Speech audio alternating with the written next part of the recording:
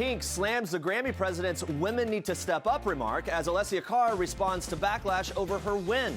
A body found in a river is confirmed as missing treasure hunter Eric Ashby. Reportedly furious, Melania Trump's escape to their Mar-a-Lago spa cost taxpayers a pretty penny, according to the New York Times. We have details. Beyonce had more than just hot sauce in her bag at the Grammys. Queen Bee was toting a pack of snacks to help Blue Ivy make it through the show, and fans are loving the pics. Kim Kardashian's response to her Bo Derek braids controversy is pretty much peak Kim K. We'll explain. Double the love. Lady Antebellum's Hillary Scott welcomes twins. Plus, Lupita Nyong'o and the stars rocked the Black Panther premiere in Los Angeles, and we are taking you there. And Puppy Bowl puppies are here. Live today on People Now.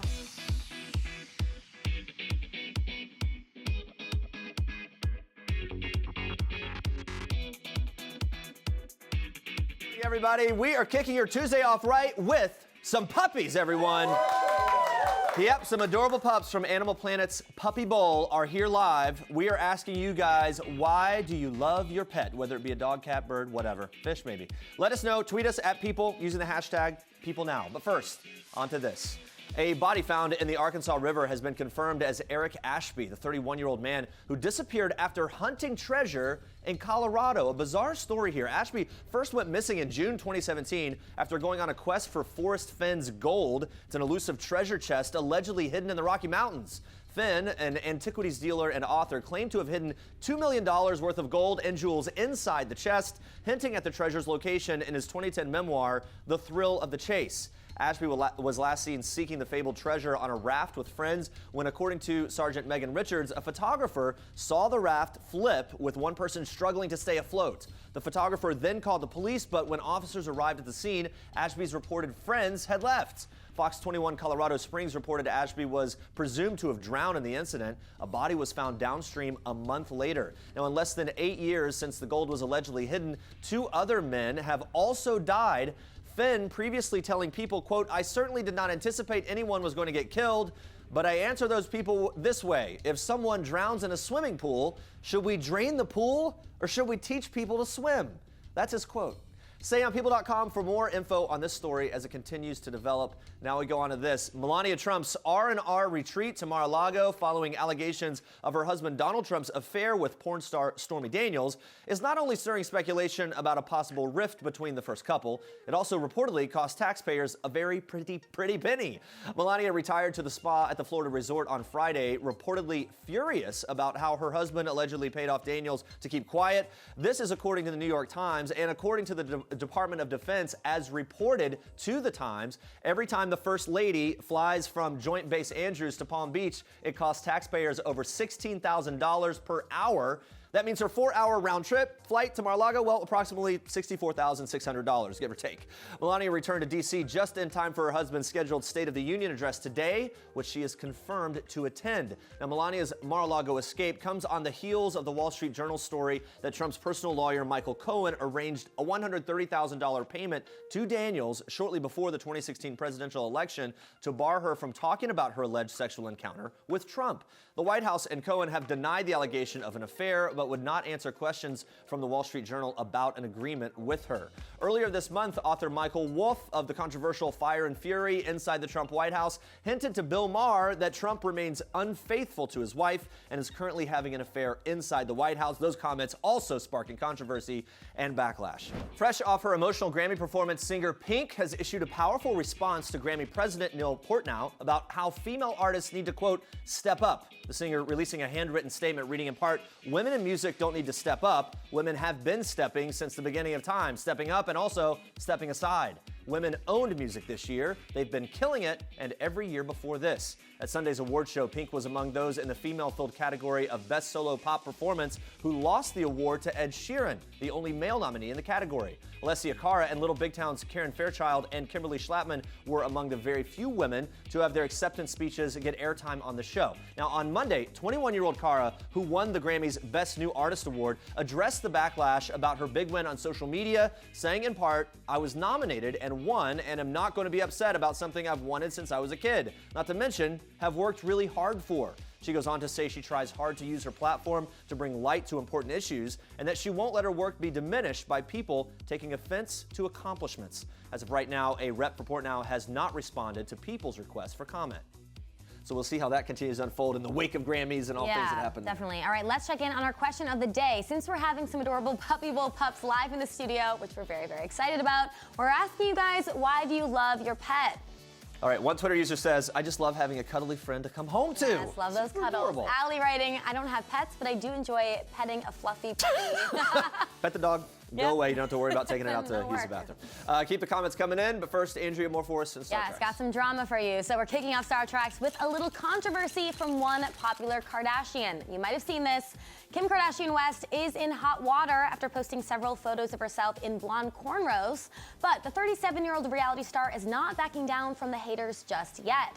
Hours after posting a series of risque photos sporting the new do, the mother of three fired back on social media, simply captioning one pic, "Hi, can I get 0 bleeps, please? Thanks." But with the phone there. But the clapbacks did not just stop with her captions. The beauty mogul slamming Lindsay Lohan after the actress wrote, "I'm confused" on a posted photo of Kim. Kardashian writing back, "You know what's confusing? Your sudden foreign accent." Oh boy. Here's how this all started. The reality star declared herself Bo West in honor of actress Bo Derek, who wore a similar braided hairstyle in the 70s. But users quickly took issue with the fact that Kim called the braids Bo Derek instead of appropriately crediting the look as Fulani braids, which were inspired by the Fulani women of East and West Africa.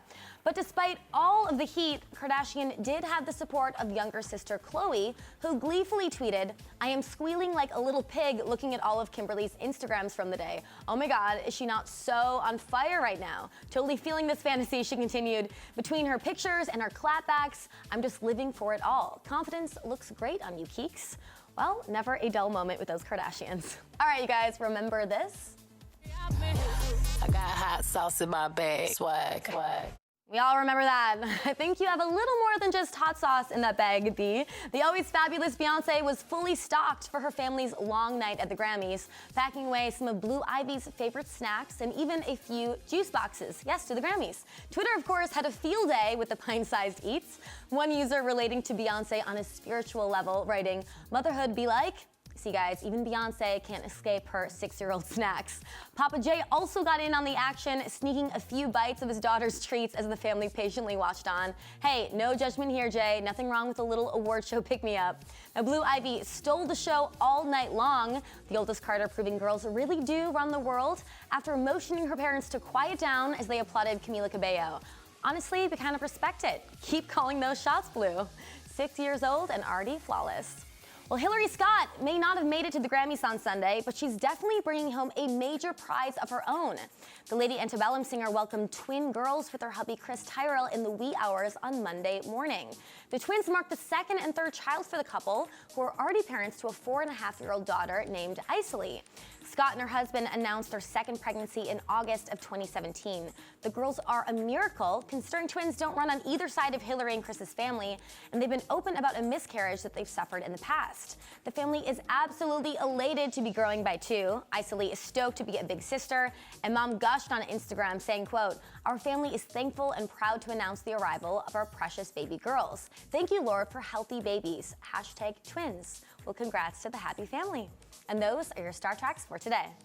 Hey guys, Gordon Ramsay making some headlines. The celebrity chef opening up about the reason behind his body transformation, revealing he lost weight to save his marriage. Yeah, in an interview with The Times, Ramsay admits that his fear of losing his wife pushed him to shed over 50 pounds after she told him that he needed to take care of his body or risk ending their 12-year marriage. Yeah, she's got to drew the line there. He says his wife was, here was a quote, "not impressed with the way he was." Yeah, and he told The Times that he was overweight, weighing 252 pounds at the time. Yeah, he attributes his weight gain to snacking during long work hours and a busy schedule. I mean, the guy's around food all the time, Yeah, right? that'd be hard not to. Ramsay revealing how he felt self-conscious when he looked at his reflection in the mirror. Even he compared himself to close friend David Beckham. Don't do that. No one should compare themselves to David Beckham.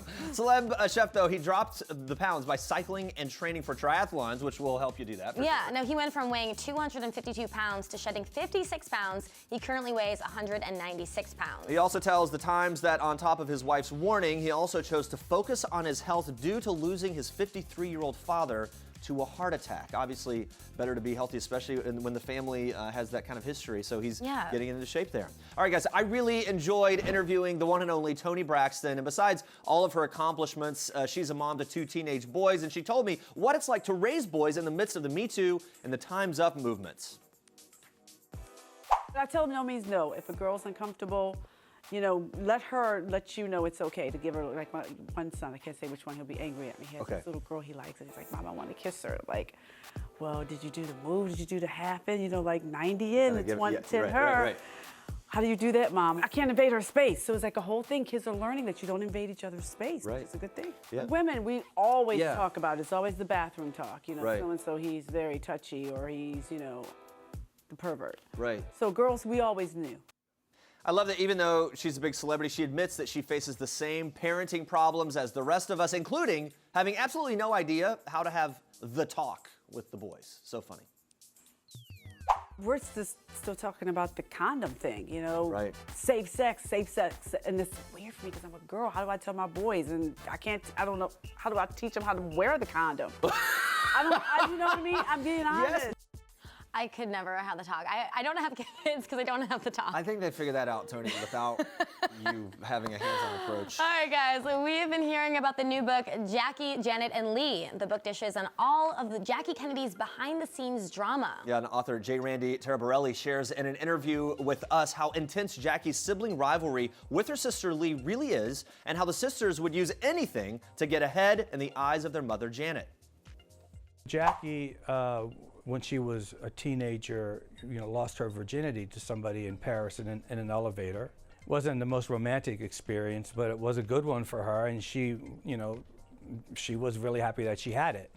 She really didn't want her mother to know about it, however. She confided in her sister Lee, and Lee used it to gain favor with the mother. And Jackie was very disappointed in her sister for doing that, but she also understood it, because she knew what it was like to want to win points with Janet. And the sisters, if they had some kind of information that they could use to curry favor with Janet, they would use it. It was an elevator, but it was in Paris, so there's that. Taraborelli claims that Jackie knew a lot more than we thought she did about JFK's affairs and infidelity during their marriage. Yeah, so much that she even considered divorcing him twice. So why did she stay? Well, a big factor in Jackie's decision to stay with JFK, you know, had to do with politics. It had to do with, you know, his place in the world as a senator and then later as a president. Janet did not approve of infidelity in a marriage, and neither did Jackie. But once they were in it with Kennedy and they were surrounded by sort of this culture of power, money, prestige, and, you know, political momentum, it was difficult for Jackie to leave him, even though her heart was breaking during much of that marriage. Many people wonder if she would have stayed with JFK had he lived. If after the White House, would Jackie have stayed with Kennedy? And many people think that probably not. You know, they're probably a big factor in keeping her in that marriage was the presidency, and was the fact that it wasn't just a personal decision, it was a decision that would have involved the entire country. Wow. Yeah, a lot of amazing tidbits and what-ifs here. But, you know, we can all say that Jackie has always symbolized strength and elegance. But Taraborelli's book reveals untold, fascinating details about her inner struggle in the days after John F. Kennedy's assassination. Jackie was suffering from an extreme case of PTSD. She was not in her right mind. She was having nightmares. She was drinking. She was talking about suicide. She went into therapy. Strangely enough, she ended up with Marilyn Monroe's therapist in New York, which blows my mind. Believe it or not, Marilyn Monroe's therapist, who wasn't apparently a very good therapist for Marilyn Monroe, did a really good job for Jackie Kennedy Onassis and pulled Jackie out of this deep depression. She chose not to go because she didn't want to endorse what she felt was a misbehaving husband where this poor woman was concerned, Marilyn Monroe. Wow, lots of really fascinating tidbits and information in the new book, Jackie, Janet, and Lee, and it's available everywhere today. Wow. I know. Scandal, nothing new to the presidency, right? Yes. Stay with us, guys. We've got all the details on that Bachelor group date temper tantrum. Plus, puppies are here. Yes, Animal Planet's Puppy Bowl is in the house. What more could you even really want? Don't miss it. Well, it's time for Oh, snap. And at last night's premiere of Disney and Marvel's Black Panther, the purple carpet became a royal fashion show. Stars like Lupita Nyong'o, who plays Nakia in the film and is an icon of fashion in her own right. She definitely brought the rich, vibrant colors of Wakanda to life. Look at her in that gorgeous purple gown, complete with a bejeweled shoulder piece. Also cinched everything in at the waist. A queen indeed. And I love her hair. Well, they knew the king was coming. Hear those drums. Chadwick Boseman, who plays King T'Challa in the film, rocked the carpet in a suave printed satin jacket and tapered black pants in an understated regal look. Sterling K. Brown, who plays Njobu, looked cool and mysterious and in an all-black outfit complete with nighttime glasses, while his wife wore her hair big and curly and popped in gold and fuchsia African print. They look amazing together as always. Well, Janelle Monáe also came to slay in a regal black gown with contrasting sleeves, a stunning beaded choker, and a crown. Look at her. Other appearances included the film stars Michael B. Jordan, looking amazing. You got Daniel Kaluuya. I like that suit that he has on there. Angela Bassett, and of course, guest Yara Shahidi was there as well. Black Panther is already getting rave reviews and is set to premiere nationwide on February 16th. We're all here. Today was awesome. We're not all here. We're not all here? No. Crystal isn't here? No. She's not here. Okay. Where is she? Well, she's kind of throwing a fit in her room right now because everyone else got included on the date. Oh. And she decided not to come. It was not very nice. Oh, okay. I could tell her reaction wasn't too positive. She was not very nice, and I don't like basically calling you like a liar multiple times. She was not saying nice things. They were all here. It's unfortunate that she was that upset about it.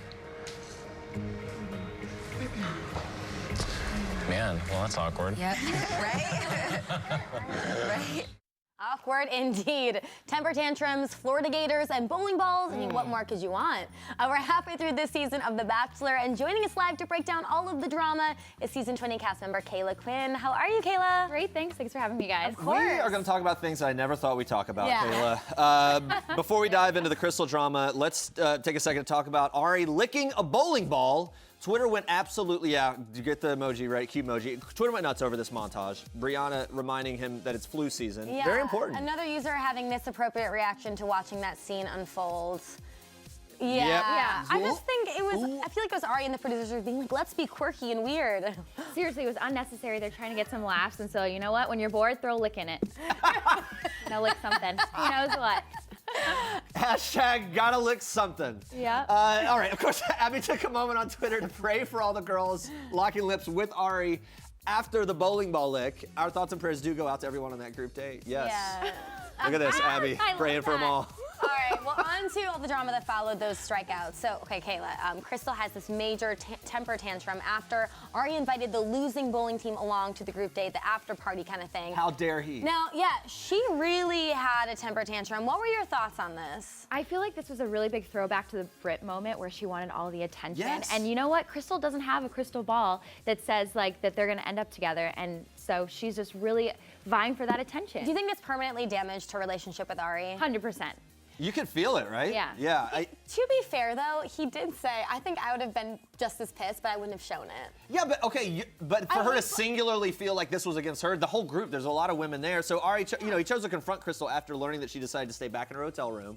Kayla, I'm torn a little bit on this one. Was it a good move by Ari to kind of give her the attention she wanted and go talk to her one-on-one? Well, I think he wanted to, really see her mindset, and I think it was mature of him to just give her a say and say, you know what, you should stay here anyway, but I want you to know that you did a bad move. Yeah, kind of put her in her place a little bit, 100%, right? And I think yeah. he kind of did that. You can tell that he does like her, though, because he does give her that time.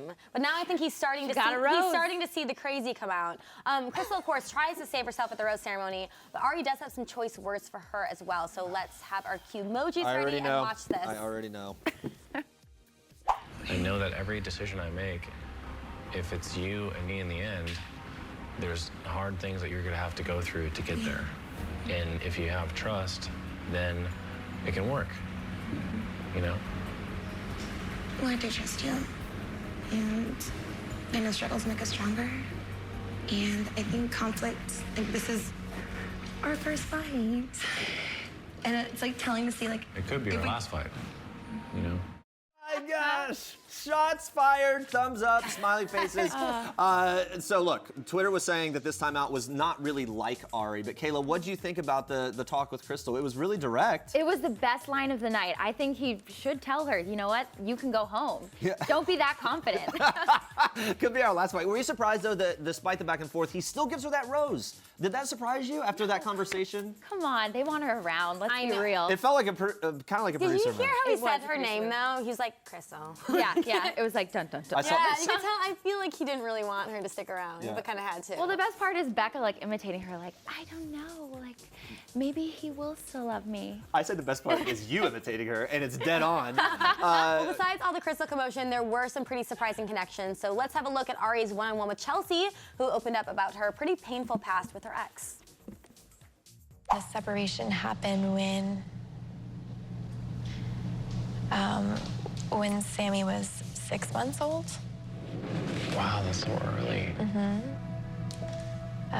And that was tough. Yeah, I mean, you were a new mom. And the person that he did leave me for, they are now married. And they just welcomed their own son. And I was left with literally my belongings in trash bags. Yeah. And like,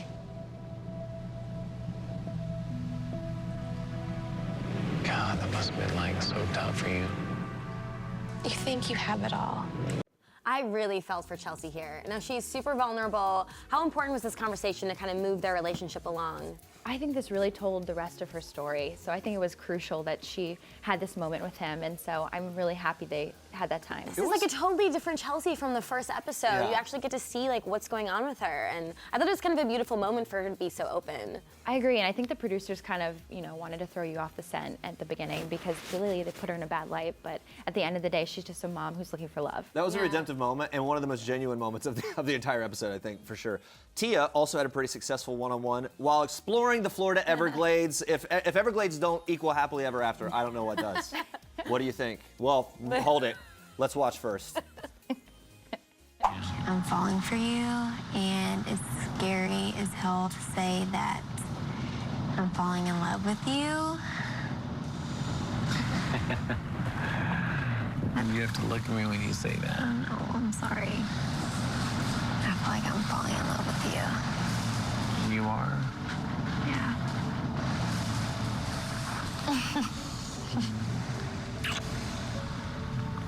This feeling is scary and risky, but I feel like it is worth it. No.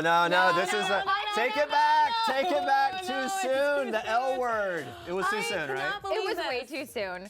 I mean, I was shocked that she said it. This is their first one-on-one date. At this point, they've only probably had like 2 hours together. And you know what? It's not love at first sight. When you know, you know. Kayla. It's really weird. I don't know. It's hard to believe that we're already halfway through the season. So I want to know, who are your front runners and then who are your underdogs? I think my friend, I love the connection with Becca. I know she's so young, but just the way he holds her, like sometimes like a dog, sometimes like a lover. You never know, but he just holds her so tight. And then I also kind of love Tia. I thought she was really sweet, and Sometimes like a dog, sometimes like a lover. They are obviously great. He like pets her head like this, and it's like, calm down, my sweet. I do like that. I like that. Okay, so how do we grade Ari's Bachelor performance as a Bachelor so far? What grade do you give him? You know what? He's doing his best. He was out of the game, so I'd probably give him like a 7.5. Oh, This is my emoji for what? Sometimes holds her like a dog, sometimes like a little lover. Yeah. Best thing ever. Kayla Quinn on fire. Thank you so much for being here. Come back next week, guys, for more OMG drama and watch The Bachelor every Monday night at 8 p.m. Eastern on ABC. This is Jennifer Lawrence in People. This is Jennifer photobombing Taylor Swift and Sarah Jessica Parker and Liam Hemsworth, proving that while we all love the fashion of the red carpet, it's people who steal the show. People. The details make the story. 17-year-old snowboarder Chloe Kim is poised to make a splash at this year's Winter Olympics. The young star is considered one of America's best chances for gold. Well, heading to the Pyeongchang Games will actually be like returning home for this snowboarder. I'm in this awesome position where I'm Korean American and I have family in Korea. My parents are from Korea, but I was born and raised here in the States, so I feel like I can represent both, and I'm really, really happy about that. Well, Kim will be heading to the Olympics alongside her friend and fellow snowboarding competitor Kelly Clark. Now, the two have a very close relationship. In fact, she credits Kelly for giving her great advice on and off the snow. I met Kelly when I was 8 years old, and she just took me under her wing after that, and she was always so helpful, always gave me tips. If I was struggling to learn a trick, she'd always help me out and give me some advice. Or even if it was not related to snowboarding, I know I can just give her a call and kind of rant for a bit, and I'll be good. And she understands because she's been through it. You know, I think Kelly was also in this position where she went to the Olympics at a young age. So it's just nice to have a peer that knows what you're talking about. Now, Chloe first qualified for the Olympics when she was just 14 years old. Now, too young to compete, she had to wait until the upcoming games to compete, but she's learned a lot over the last few years and shares some great advice to pass on to her fans. Just keep having fun even when times get rough. Just think positively and just get through it. Because I feel like every time I've had a hard moment and I've overcame it, it was always so rewarding in the end. Well, guys, Prince William and Duchess Kate are on the move. First stop, Stockholm. This morning, they attended a bandy hockey event at an outdoor ice skating venue in the center of Sweden's capital. They put on their most stylish winter wear. For Kate, that's a coat by Burberry and a sweater by a Swedish designer, and shared hot chocolate with some young local bandy players on the ice. Very nice. They even practiced their best penalty shots. Look at the form. Kate played field hockey, so experts in Stockholm expected her to be pretty good. But apparently, William's shot was just too strong. She is pregnant, though. He beat her 2-1. The royal couple also learned more about the sport, which is similar to ice hockey, very popular in Scandinavia. Here with all the details on their royal itinerary is our Royals correspondent, Imogen Lloyd-Webber. Welcome back. Good to see you, Jeremy. But the form was pretty incredible Pretty there. good. Yeah, for sure. We know that they started their day at the hockey event. What else do they have on that schedule for the pretty quick trip? Yeah, they will only be in Stockholm today and tomorrow. It's a flying visit. Following the hockey event, they are set to attend a special luncheon at the Royal Palace with King Carl XVI Gustaf, Queen Sylvia, and 15 members of the Swedish Royal Sounds like a Court. party. Yeah. After that, they'll tour Stockholm on foot and visit the Nobel Museum. Their second day in Stockholm will focus on Sweden's pioneering work in the mental health field. They'll meet with researchers and practitioners and visit a school where they'll join the children during one of their mental health activity sessions. As we know from the Heads Together campaign, this is a cause close to Prince William and Princess Kate's hearts. Yeah, and they're bringing it all the way to Stockholm there. Now, where are they staying during that Stockholm portion of the trip, and who are the official hosts while they're there? So heir apparent Crown Princess Victoria and Prince Daniel will act as their hosts, as William and Kate make themselves at home at the Haga Palace. Victoria and Daniel are next in line to the throne with young children at home. Essentially, William and Kate's Swedish counterparts. All right. Yeah. The couples are already friendly. Victoria and Daniel attended William and Kate's wedding in 2011 and are actually their fourth cousins once removed. All right, now word on the street is Will and Kate will have the chance to get up close and personal to a Hollywood star during their time in Sweden. Yeah. Who is it? Yes, tonight they'll have a chance to meet Alicia Vikander during a black tie dinner at the nice. residence of the British ambassador. Vikander was born and raised in Gothenburg, Sweden. She won an Oscar in 2016 for the movie The Danish Girl. No word yet on whether her new husband, Michael Fassbender, will also be in attendance. But we do know that Mamma Mia star Stellan Skarsgård will be at the dinner, as well as the Swedish Prime Minister. All right, star pack. There we go. From Stockholm, though, they move on to Oslo, Norway on Thursday and Friday. What's the plan for the visit there? They will stay at the Royal Palace during their time in Oslo. They've got a jam-packed schedule there with a focus on entrepreneurship, innovation, and of course, mental health in young people and the challenges they face. They'll also visit a famous ski jump overlooking the city Oh, and wow. watch a demonstration from some of Norway's top ski jumpers under the age of 18. Fun fact, Jeremy, No country has won more Winter Olympic medals than Norway. I think that was a shot of Kate there and shooting right off the. No, wasn't her. Okay. Are we going to see an appearance from Prince George, Princess Charlotte on the trip, or are they staying back home? So George and Charlotte unfortunately will not be accompanying their parents on the trip as they did for the family's visit to Germany and Poland over the summer. Likely that's because they'll be busy with school. It will be their Royal Highness's first official visit to the two countries. It's basically a way for Great Britain to build a lasting friendship with the people of both Sweden and Norway. All right, Kate is making headlines this week for another reason as well. Apparently a secret good deed that is not such a secret anymore. This is so cool. She's known for her luscious long hair, and now we've learned she's been secretly giving it away to a charity. Wow. Yeah, it was her idea too. Last summer, she reportedly suggested to her hairstylist that they make good use of the hair he chopped off. They sent 7 inches to a charity called the Little Princess Trust. The organisation makes wigs from real hair and donates them to children who've lost their own hair through chemotherapy or radiation treatments. This means someone or multiple people could be walking around out there with the Duchess's hair without even knowing it. Without even knowing it. Yeah. A great cause. Really Great fantastic that she's doing that. And this isn't the charity's first brush with fame, though. Harry Styles supported that same charity in 2016. Yeah, he cut off his ponytail and donated it to the cause. And this picture he posted on social media of himself holding his lobbed off hair attracted over 2 million likes. Yeah, a lot of attention there. And I like it when people like Harry Styles, people like the Princess Kate, and the Duchess Kate, they use their platform for that type of thing. It's really incredible. Anyone can get involved in that. They can. In donating their hair. Thanks so much for being here. For updates on Will and Kate's trip and all the latest Royals news, stay on People.com. They're fluffy, they're cute, and they're ready to be adopted. Yes, Puppy Bowl, the most adorable competition in sports history, returns to Animal Planet this Sunday. And we are joined by some star pups themselves, along with referee Dan Schachner. Thank you so much for being here. How are you? I'm great. How can I not be great? We love always having you because you always bring the pups. You got little Tangerine or Nectarine here. Nectarine. Same family. And who? This is Nozzle. Nozzle. And this is Pumpernickel. They're all from Social T's Animal Rescue here in New York. They're amazing adoptable dogs. Very cool. Dan, look, we love when you come by. Puppy Bowl, it's such a great event. Tell us a little bit about what we can expect. We're in our 14th year, if you can believe it. So yeah, we've been bar mitzvahed last year. Now we're officially teenagers. Real deal now. We're moving on up. Look, it's the biggest competition on 4 legs, no joke. It's on at 3 o'clock on Super Bowl Sunday, so you can watch us and then watch the big game. Usually people do pregame with Puppy Bowl. We've got special needs dogs. We got dogs from areas that have been affected by natural disasters. So really incredible roster this year. Yeah, and they're all up for adoption. Sorry, I'm getting licked in the face. Now, Animal That's okay. Planet It works happens. with 48 different animal shelters from around the country to fill this roster. But what's the process that goes into selecting the actual pups? Right. So we used to have to appeal to shelters. Now they come to us every year, and we try to showcase a variety of breeds, a variety of sizes, a variety of noises, as you can hear in your microphone. And a surprising penchant to not pee when it looks like you're going to. That's what this dog is most impressive for. Jeremy is petrified right now. I'm just feeling like I'm going to get a little nectarine or whatever juice down Welcome here. to my You're world. not good with dogs. No, this one knows I don't like Taco Bell, and so it can tell. Historically, has there been an underdog team when it comes to Team Rough or Team Fluff? Yeah.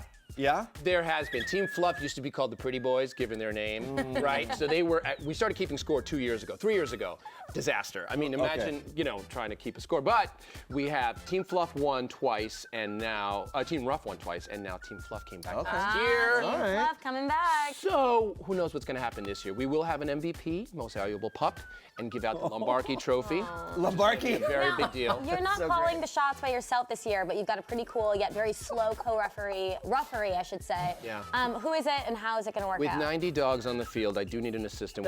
We have a sloth this year, Shirley the Sloth. Oh, good, thank goodness. And it's also another disaster. I just don't recommend it. If you guys Look, are there we go. Oh There's the my shot. gosh. it takes forever. Yeah. The show was almost, had to go into overtime. It's late on every call, right? I mean, it's just New Do you meeting. ever stop and pinch yourself and say, this is my reality? Oh yeah, and it's so great. This is my office. This is and which most people wish they could have anything like this at any moment throughout their day. Since these Puppy Bowl pups, they've got such a big platform. We know they get adopted fast. Yeah. Dan, if people at home are looking to adopt, what should they do? Go to animalplanet.com/puppybowl or /adopt, and they'll connect you with the shelters that you see on Puppy Bowl. Awesome. Awesome. Thank you so much. To our referee, Dan Schachner, always nice to have you. And you guys, make sure to watch Animal Planet's Puppy Bowl this Sunday, February 4th at 3 p.m. Eastern Time. Yeah, great to see you. Come back very soon. Yeah. As we know you will. These guys. All right, guys, let's check back in on our question of the day one last time. We're asking you guys, why do you love your pets? Yeah, Jenny writes, I love my Maxwell because he puts me in the best mood ever instantly. I do love that dogs do that. Because they're always happy to see you when you come back after a long day. Look at this little guy looking over at his friend, shaking like a crazy man. All right, so I think we have some tweets as well. Look, the Black Panther movie is trending on Twitter after last night's premiere. It seems like people are raving about it on Twitter. This user saying the reactions of Black Panther are overwhelmingly positive. Many critics calling it the best Marvel film. I think we're going to hear a lot of that kind of response. And the stars looked amazing on the carpet as well. And then here we have this tweet, waking up to these early Black Panther Twitter reviews like... Okay, yep, absolutely. I can't wait to see this one. There's so much buzz, more buzz for this than a superhero movie in a long time. Look at this one, me scrolling through all the Black Panther pics. Yep, everyone loving it. And the premiere looked amazing. I know, everyone looks fabulous. Really excited for this. We'll be asking you a new question of the day tomorrow on People Now, so come back at 8:30 a.m. Eastern time. So many puppies. Yeah, coming up tomorrow, Biggest Loser host and fitness expert Bob Harper opens up about his new book and the super carb diets, plus Taylor Kitsch shares what it was like learning how to play the guitar for his role in the new series Waco, reveals if he still plays today, and maybe he wants to take a puppy home. Yeah, thank you so much for watching. For now, we leave you with one last thing from Toni Braxton. Puppies! Hi, I'm Toni Braxton, and this is one last thing. The last song stuck in my head is Love Bites by Def Leppard. Love bites, love bleeds. I know I probably shouldn't say that, it's not a good look, but it's great music, so who cares, right? The last meal I cooked was breakfast for dinner. The last time I was starstruck was when I saw Robert De Niro. He's still super sexy at 70. Is he 70? He's just a stud.